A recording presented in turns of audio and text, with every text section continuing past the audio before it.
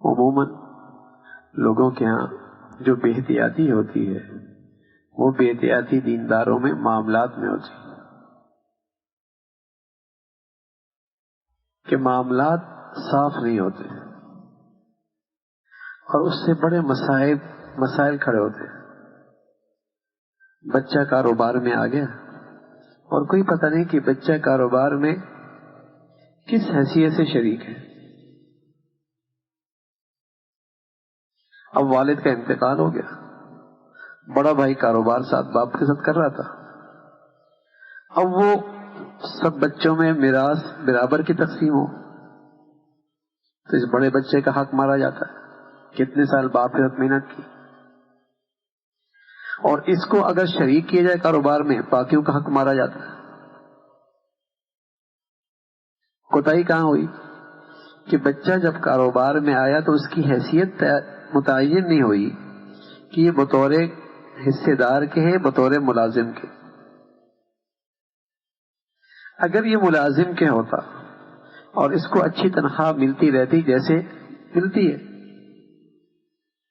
تو اس کے انتقال کے بعد ٹھیک ہے سارے بھائی بھی کاروبار میں برابر کے شریک ہوتے اور اسے اپنا حق مل گیا تنخواہ کی صورت میں، اسے اپنا حق مل گیا.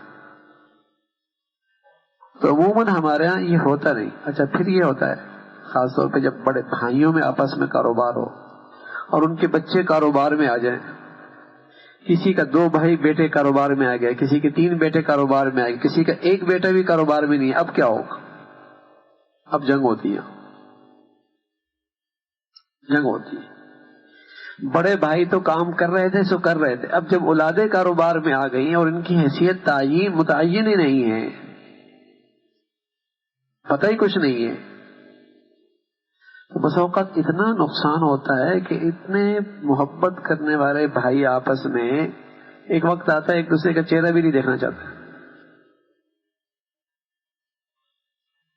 اچھا 2 شریک کاروبار میں ہوتے ہیں، ان کا بھی طے نہیں ہوتا کہ پیسے کیسے اٹھانے، جس کا جی چاہ رہا ہے جتنا اٹھا رہے. اب ایک بیٹی کی شادی ہو رہی ہے وہ لاکھوں میں کر رہا ہے بلکہ کروڑوں میں کر رہا ہے. اب دوسرے بھائی کی اتنی ضرورت تو نہیں ہے لیکن وہ کہنے کا جب اس نے لاکھوں میں کروڑوں میں اٹھایا تو میں کیوں نہ اٹھاؤں. اب ایک بچے کے ایک بھائی کے 2 بڑے بھائی ہیں، وہ گرامر میں جا رہے ہیں، سٹی میں جا رہا ہے، ایک میں بچہ نہیں ہے، کاروبار وہ بھی کر رہا ہے یہ بھی کر رہا ہے، اس کے خرچے زیادہ ہیں اس کے خرچے کم ہیں. کوئی تعین ہی نہیں کون کس کا حق کھا رہا ہے اور کھائے جا رہا ہے. آج کا مسلمان نماز کے مسائل پوچھ لیتا ہے، روزے میں ذرا سا پانی حلق کی طرف جائے تو پریشان ہو جاتا ہے، طلاق کے معاملے میں فکر مند ہو جاتا ہے، لیکن معاملات کے معاملے میں کچھ نہیں پوچھتا. معاملات کے معاملے میں بالکل نہیں پوچھتا کہ ہم نے اپنے معاملات ٹھیک کیسے کرنے ہیں.